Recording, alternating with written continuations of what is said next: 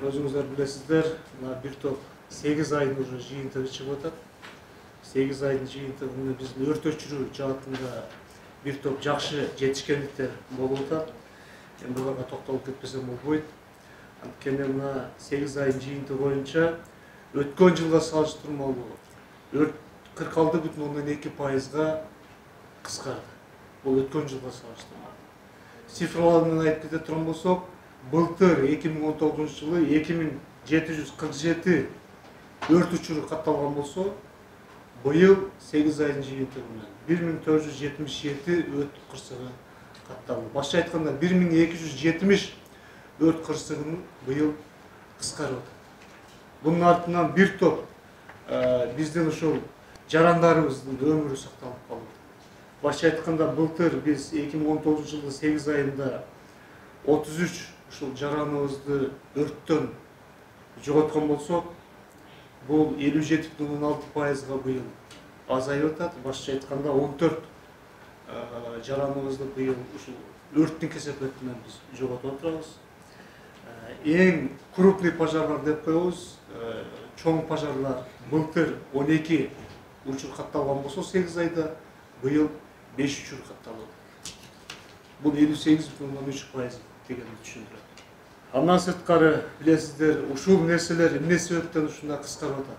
Бул бардыгы ушул биздин өзгөчө кырдаалдар министрлигинин кызматкерлеринин эл арасында түшүндүрүү иштерин жүргүзгөндүгүнүн, көбүрөөк жүргүзгөнүнүн аркасынан келип атат. Мына анализдерди карап турган болсок, массалык маалымат каражаттарында, атайын лекцияларды окууда, радио, телевидениеден чыгууда өткөн жылга салыштырмалуу бир топ көбүрөөк чыгып атабыз бул жылы. Ушунун аркасынан дагы инструктаждарды өтүү боюнча, окууларды өтүү боюнча бир топ быйыл ушул нерсеге басым жасадык. Ушулардын артынан быйыл ушул өрт кесепети бир топ кыскарып атат. Бул биз үчүн чоң жетишкендик.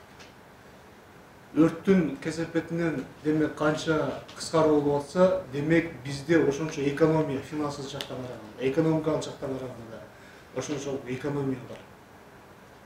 Бул бүгүнкү күндөгү пандемияга каршы күрөшүү убагында бүгүнкү мамлекеттик жанагы саясатты, мамлекеттик нукту биз түз апарып атабыз деген белгини түшүндүрөт десем жаңылышпайм. Ошондуктан мындай иштерибиз дагы алдыга жыла бериш керек. Мен учурдан пайдаланып, биздин ушул окутуу борборуна, биздин өрткө каршы күрөшүү, кесепеттерин жоюу боюнча бөлүмгө, региондогу биздин ауыз улаткан бардык областтык, райондук жетекчилердин бардыгына бул иштерди жандандырып, жылдын аягына чейин тынымсыз иш алып барууңуздарды мен суранам.